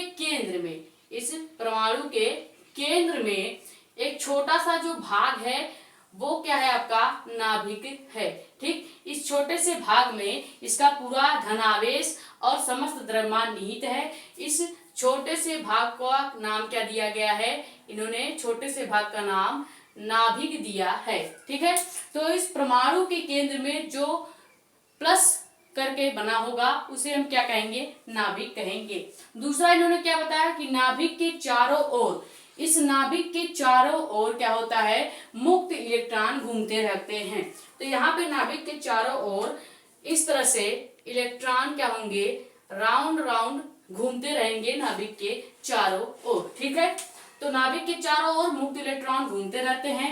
इन इलेक्ट्रॉनों का कुल ऋणावेश नाभिक के धनावेश के बराबर होता है, यानी जितना इलेक्ट्रॉनों का निगेटिव चार्ज रहेगा उतना ही इस नाभिक में आपको प्रोटॉन या पॉजिटिव चार्ज भी मिलेंगे। थर्ड इन्होंने बताया कि एक इलेक्ट्रॉन नाभिक के चारों ओर जो है, ये कहीं भी जो इलेक्ट्रॉन है आपका, ये मान लीजिए अब इलेक्ट्रॉन जो है इस नाभिक के, या आपका इसका परमाणु का नाभिक हो गया, इसमें इलेक्ट्रॉन जो है नाभिक के चारों ओर एक वृत्तीय कक्षा होती है, उसी वृत्तीय कक्षा में चक्कर लगाता रहता है। तो थर्ड इन्होंने क्या बताया कि इलेक्ट्रॉन नाभिक के चारों ओर किस कक्षा में, वृत्तीय कक्षाओं में चक्कर लगाते रहते हैं, जिसके लिए आवश्यक क्या बन जाता है, अभिकेंद्रकीय बल। अभिकेंद्रकीय बल इलेक्ट्रॉन और नाभिक के बीच आकर्षण बल से प्राप्त हो जाता है। जब इलेक्ट्रॉन और इस नाभिक के बीच आकर्षण बल लगता है तो वहां पे एक अभिकेंद्रकीय बल या अभिकेंद्र बल भी लगता है। ये रदरफोर्ड ने 3 बातें बताई थी, यानी रदरफोर्ड का परमाणु मॉडल यही है। अब हम देखेंगे कि रदरफोर्ड का परमाणु मॉडल की कमियां क्या थी। तो यहाँ तक आप स्क्रीनशॉट कर लीजिए, फिर आपको रदरफोर्ड के परमाणु मॉडल की कमियां बताते हैं।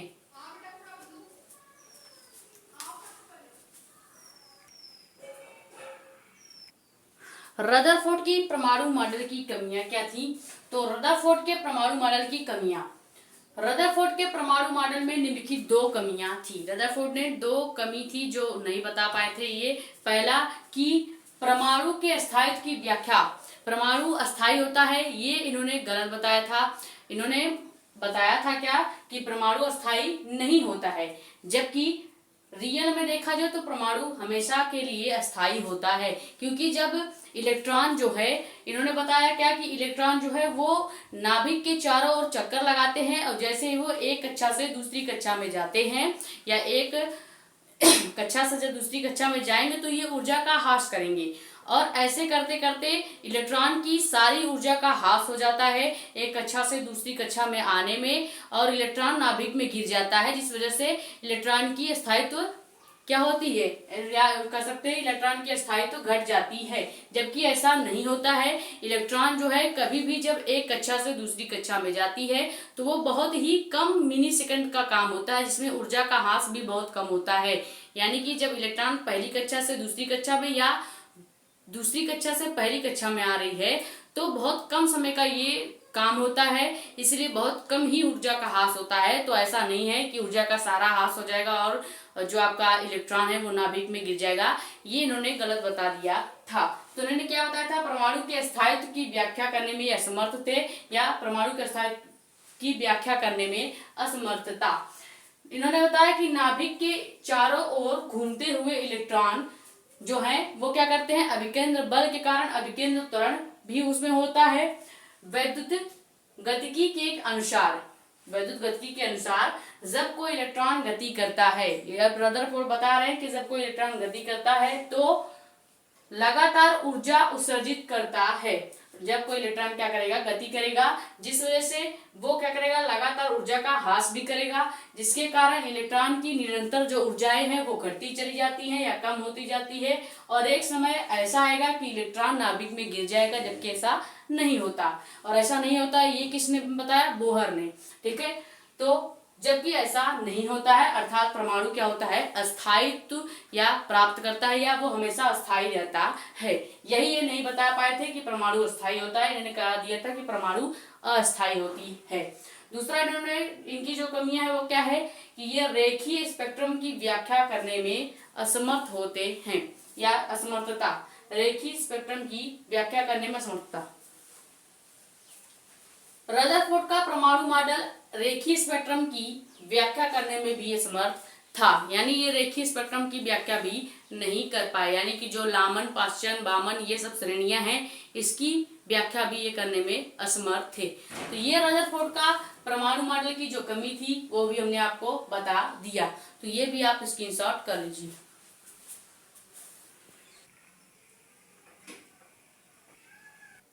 तो क्वेश्चन नंबर 10 आपका क्या है, क्वेश्चन नंबर 10 है कि बोर के परमाणु मॉडल की व्याख्या कीजिए। तो यहाँ पे बोर ने कुछ बातें बताई हैं। इन्होंने क्या किया था, क्वांटम सिद्धांत के अनुसार जो रदरफोर्ड की परमाणु मॉडल की कमियां थी उनको दूर किया था। तो समझते हैं बोर का परमाणु मॉडल। नील बोर ने क्वांटम सिद्धांत के आधार पर, क्वांटम एक जो सिद्धांत है, ये प्रकाश के क्वांटम सिद्धांत की बात हो रही है। प्रकाश के क्वांटम सिद्धांत या क्वांटम सिद्धांत के आधार पर रदरफोर्ड के परमाणु मॉडल की जो कमियां थी उनको दूर किया, और बोहर ने क्या किया, जो बोहर हैं वो उन्होंने 3 परिकल्पनाएं प्रस्तुत की। अब बोहर की परिकल्पनाएं क्या है वो देखते हैं।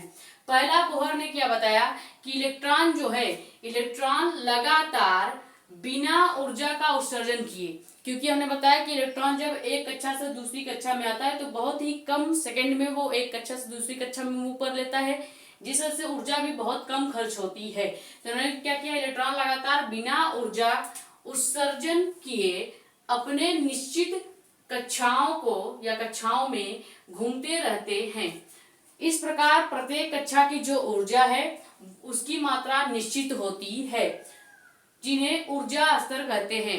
यानी इन्होंने क्या बताया, नील बोहर ने एक ऊर्जा स्तर चीज दी, जो कि क्या है, इन्होंने बताया कि इलेक्ट्रॉन जो है वो अपनी कक्षा में एक जगह मतलब अच्छे से मूव करता रहता है और कोई भी ऊर्जा का ह्रास नहीं करता। जबकि रदरफोर्ड ने यही चीज गलत बताई थी कि इलेक्ट्रॉन ऊर्जा का ह्रास कर देता है और नाभिक में गिर जाता है, जबकि ऐसा नहीं होता है।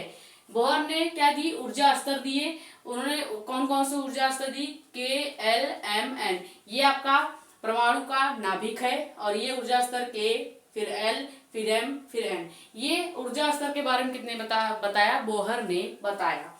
फिर इन्होंने सेकेंड परिकल्पना क्या दी कि इलेक्ट्रॉन केवल उन्हीं कक्षाओं में घूम सकते हैं जिनकी कोणीय संवेग जे, कोणीय संवेग जे जो है उसका मान h/2π के पूर्ण गुणज हो। अगर किसी भी कक्षा का मान h/2π के बराबर नहीं है या कक्षा के कोणीय संवेग का मान h/2π के बराबर नहीं है तो इलेक्ट्रॉन उस कक्षा में चक्कर नहीं लगाएगा।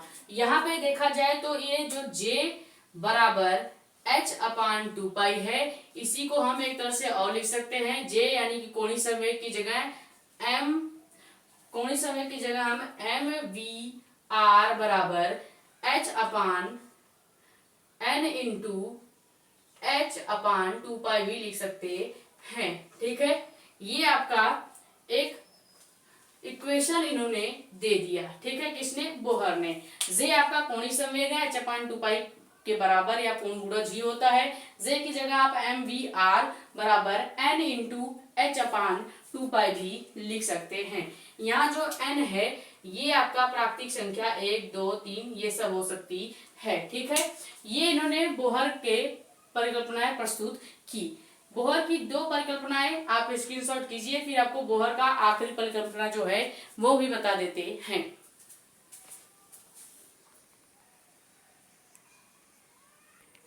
बोहर की 3rd परिकल्पना क्या थी कि समान इलेक्ट्रॉन परमाणु में निम्नतम ऊर्जाओं की कक्षाओं में, या जो समान इलेक्ट्रॉन है वो परमाणु के निम्नतम ऊर्जा की कक्षाओं में रहते हैं। जब ये इलेक्ट्रॉन अपनी कक्षा से, अपनी जिस कक्षा में वो है, चाहे वो उच्च कक्षा वाली या उच्च ऊर्जा वाली कक्षा में जाता है तो ऊर्जा का अवशोषण करता है, ऊर्जा का उत्सर्जन नहीं करता, ऊर्जा का अवशोषण करता है।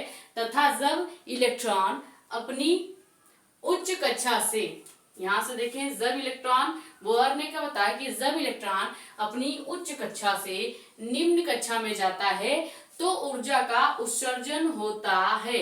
उच्च से या अपनी कक्षा उच्च से जब वो निम्न में जाएगा तो ऊर्जा का उत्सर्जन करेगा। अर्थात किसी परमाणु द्वारा ऊर्जा का अवशोषण या उत्सर्जन केवल तभी होता है जब इलेक्ट्रॉन एक ऊर्जा स्तर से दूसरी ऊर्जा स्तर में जाता है।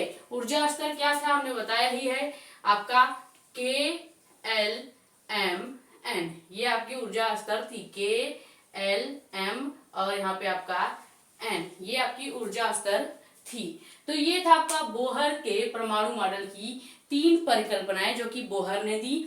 आपका ये क्या है, ऊर्जा स्तर, टोटल ऊर्जा स्तर बराबर क्या हो जाएगा, ऊर्जा स्तर 2 माइनस, यानी ऊर्जा स्तर 2 में से ऊर्जा स्तर 1 घटाएंगे। जैसे कि आप ये न्यूमेरिकल्स में आपको काम आएगी। इन्होंने जैसे कोई न्यूमेरिकल दे दिया कि इलेक्ट्रॉन पहली ऊर्जा से दूसरी ऊर्जा में या पहली ऊर्जा स्तर से दूसरी ऊर्जा स्तर में जा रही है तो पूरा ऊर्जा स्तर की जो मान होगा वो क्या होगा, तो यहाँ से आप निकाल सकते हैं दूसरी ऊर्जा स्तर माइनस पहली ऊर्जा स्तर करके। ठीक है, तो ये बोहर का तीसरा आपका परिकल्पना था। तो ये स्क्रीनशॉट आप कर लीजिए, फिर आपको 11वां और 12वां क्वेश्चन बताते हैं, उसके बाद इस वीडियो को एंड करेंगे।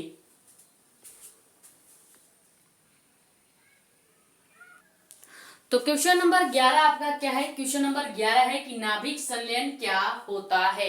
चैप्टर नंबर 13 का क्वेश्चन, बहुत ही सिंपल क्वेश्चन है और 2023 और 24 का क्वेश्चन है। ये क्वेश्चन 2024 में नाभिक संलयन और विखंडन दोनों ही आ चुका है, तो यहाँ पे ये चीज बहुत ही इंपॉर्टेंट है। ठीक है, नाभिक संलयन क्या होता है? प्रकृति में नाभिक संलयन का एक उदाहरण दीजिए। बहुत ही सिंपल है।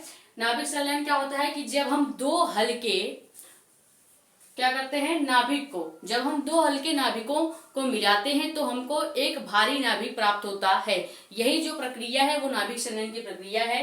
क्या है कि जब दो हल्के नाभिक मिलकर एक भारी नाभिक का निर्माण करते हैं तो इस प्रक्रिया को ही क्या कहते हैं, नाभिक संलयन कहते हैं। ये प्रक्रिया ही नाभिक संलयन की प्रक्रिया कहलाती है। सूर्य जो है वो नाभिक संलयन की प्रक्रिया पर आधारित होता है, या सूर्य की जो प्रक्रियाएं हैं या कार्य हैं वो नाभिक संलयन पर आधारित होता है। ये एग्जाम्पल सहित आपको अगर आ गया तो लिखना पड़ेगा। यहाँ पे एक और एग्जाम्पल हम लेंगे, क्या, दो हल्के नाभिक लेंगे। दो हल्के नाभिक कौन लेंगे? ड्यूटेरियम लेंगे। ड्यूटेरियम क्या होता है? हाइड्रोजन के समस्थानिक। तो यहाँ पे हम दो हाइड्रोजन के समस्थानिक ले लेते हैं, H1 प्लस 1H1। ठीक है, यहाँ पे 1 मिनट 2 होगा और इधर भी आपका 2 होगा। ये इसको हम क्या पढ़ेंगे? हाइड्रोजन के दो समस्थानिक है जिसको हम कहते हैं क्या? ड्यूटेरियम। ड्यूटेरियम, ठीक। ये हाइड्रोजन के जो दोनों समस्थानिक है इसको ड्यूटेरियम कहेंगे। अब इसका जब हम जो दो हल्के नाभिक है, दो हल्के नाभिक को मिलाकर हमको एक भारी नाभिक बनाना है। जब एक भारी नाभिक बन जाएगा तभी तो नाभिक संलयन की प्रक्रिया होगी। तो दो हल्के नाभिक कौन है? 1H2 और प्लस 1H2 दोनों ही क्या है? ड्यूटेरियम है। ये हाइड्रोजन के समस्थानिक होते हैं। अब इसको मिलाएंगे तो हमको एक भारी नाभिक मिलेगा, यानी कि एक क्या मिल जाएगा? एक आपको ड्यूटेरियम का नाभिक मिलेगा प्लस आपको एक प्रोटेनियम का नाभिक मिल जाएगा। ये दोनों ही भारी नाभिक हैं। ये आपका ड्यूटेरियम का भारी नाभिक हो जाएगा, या कह सकते हैं दो हल्के नाभिक मिलकर एक भारी नाभिक बनाते हैं। तो दो ड्यूटेरियम के अणु या समस्थानिक हाइड्रोजन के जब मिलते हैं तो एक ड्यूटेरियम का भारी समस्थानिक और एक प्रोटेनियम का भारी समस्थानिक प्राप्त होता है। ठीक है, प्रोटेनियम क्यों कहेंगे? क्योंकि हाइड्रोजन के ऊपर एक है, हाइड्रोजन के ऊपर दो होगा तो ड्यूटेरियम, तीन होगा तो ट्राइटेरियम। ठीक है, इसी तरह से हम एक और एग्जांपल देख लेते हैं, जो कि क्या है कि हम जब क्या करेंगे कि हाइड्रोजन का एक ट्राइटेरियम अणु लेंगे या ट्राइटेरियम समस्थानिक प्लस उसके साथ या एक हल्के नाभिक हाइड्रोजन का ट्राइटेरियम हल्का नाभिक प्लस इसी के साथ हम हाइड्रोजनियम का ड्यूटेरियम हल्का नाभिक जोड़ेंगे तो हमको क्या मिलेगा? हीलियम प्राप्त हो जाएगा। 2He4 plus 0N1। ये N क्या है? न्यूट्रॉन प्राप्त होता है, प्लस इसके साथ ऊर्जा भी बाहर निकलेगी। ये आपका एक ही एग्जाम्पल है। ठीक है, ये पूरा एक ही रिएक्शन है। ठीक, ये आपका रिएक्शन बहुत ही इंपॉर्टेंट है। पहले हमने क्या किया? हाइड्रोजन के दो समस्थानिक लिए, दो हल्के नाभिक लिए ड्यूटेरियम, जिससे हमें एक क्या मिलेगा? ड्यूटेरियम और एक प्रोटेनियम मिलेगा। फिर हम क्या लेंगे? एक हाइड्रोजन के तीसरा समस्थानिक लेंगे जो कि क्या है आपका? ट्राइटेनियम और इसी साथ ड्यूटेरियम को जोड़ देंगे, जब ट्राइटेनियम और ड्यूटेरियम दोनों हल्के परमाणु मिलेंगे तो उसके मिलने से एक भारी परमाणु क्या प्राप्त होगा? हीलियम। और हीलियम जो है ये आपका क्या है? परमाणु नहीं, भारी नाभिक है। ठीक है, ये आपका दो हल्के परमाणुओं को, ये जो पूरा रिएक्शन है ये दो हल्के परमाणुओं को मिलाने से एक दो हल्के नाभिकों को मिलाने से एक भारी नाभिक मिल जाता है, जो कि आपका क्या है? हीलियम और न्यूट्रॉन। ये आपका N0N1 जो है ये आपका न्यूट्रॉन है। ठीक है, न्यूट्रॉन है और इसी के साथ आपका लास्ट में ऊर्जा भी निकल जाएगी। तो ये जो प्रक्रिया है आपका नाभिक संलयन की पूरी प्रक्रिया है। ये उसका डिफिनीशन, एग्जांपल और ये आपकी प्रोसेस। ठीक है, यहाँ तक आप स्क्रीनशॉट कर लीजिए। फिर हम आखिरी क्वेश्चन इस पूरे वीडियो का, जो कि क्या है? नाभिक विखंडन क्या होता है या नाभिक विखंडन क्या है। ठीक है, नाभिक संलयन और विखंडन 2024 का क्वेश्चन है बोर्ड का।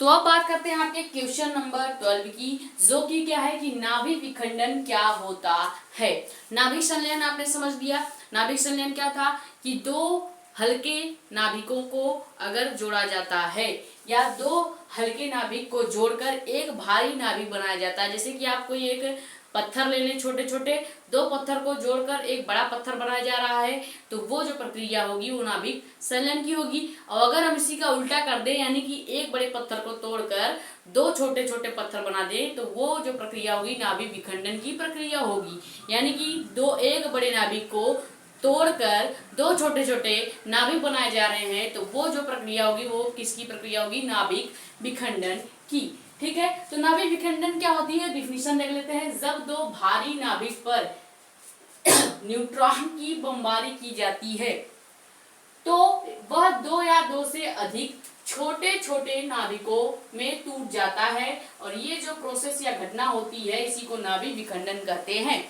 जैसे कि एग्जांपल में हमने ले लिया है क्या, एक यूरेनियम का बड़ा नाभिक है जिसमें हमने न्यूट्रॉन की बमबारी की है। अब यही यूरेनियम का नाभिक बड़ा वाला जो है वो क्या होगा, या भारी नाभिक जो है वो टूटकर दो छोटे नाभिक या दो छोटे छोटे नाभिकों में टूट जाते हैं या हल्के नाभिकों का निर्माण कर लेते हैं। जैसे यूरेनियम पर अगर न्यूट्रॉन की बमबारी करेंगे तो ये दो छोटे छोटे नाभिक बेरियम और क्रिप्टॉन बनाता है। साथ ही साथ इसमें न्यूट्रॉन और ऊर्जा भी रिलीज होती है। तो ये आपका जो प्रोसेस है वो क्या है, नाभिक विखंडन। हाँ, एक एग्जांपल इसका है जो कि क्या है, परमाणु बम।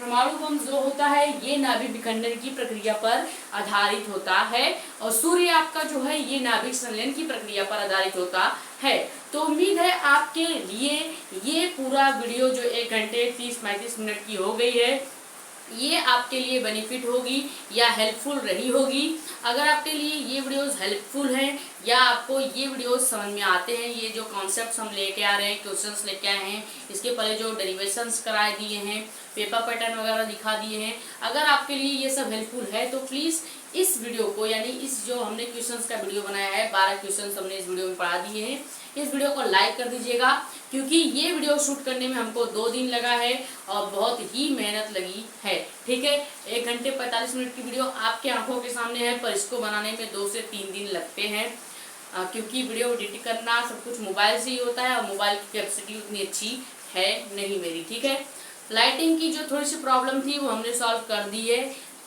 एक लाइट थी, अब हमने यहाँ पे 3 लाइट लगा दिया है, पर अभी जो है वो लाइट कट गई है, इसलिए वजह से खाली 1 लाइट आपको दिख रही है। तो ज़्यादा से ज़्यादा वीडियो को आप कर देंगे शेयर, ताकि और भी ऐसे प्यारे प्यारे टॉपिक्स आपको पढ़ाए जा सके। और हाँ, आपको बता दें कि कल आपकी केमिस्ट्री की क्लासेस चलेंगी, यानी कल से आपकी 3 दिन केमिस्ट्री और 3 दिन फिजिक्स की क्लासेस चलेंगी। केमिस्ट्री में भी आपको ऐसे ऐसे इंपॉर्टेंट टॉपिक्स कराए जाएंगे जो कि खुद ही अपने आप में क्वेश्चंस है। जैसे कि चैप्टर 1 से हम 5-6 इंपॉर्टेंट टॉपिक कराएंगे, वो 5 से 6 इंपॉर्टेंट टॉपिक जो होंगे वो खुद ही अपने आप में एक क्वेश्चंस होंगे। ठीक है, यानी कि जैसे कि मोलर चालकता, मोलर चालकता, मोलरता, नैनर समीकरण, ये सब खुद अपने आप में एक क्वेश्चंस है बोर्ड एग्जाम के लिए। चाहे ये 3 नंबर में पूछ लिया जाए या 5 नंबर में भी पूछे जा सकते हैं। तो आपको केमिस्ट्री के भी वीडियोस मिलेंगे। केमिस्ट्री की वीडियोस और इन सब की वीडियोस देखने के लिए आप अगर चाहें तो हमारे इसी यूट्यूब चैनल पर सारी वीडियोस आपको प्लेलिस्ट पे लाइन वाइज मिल जाएगी।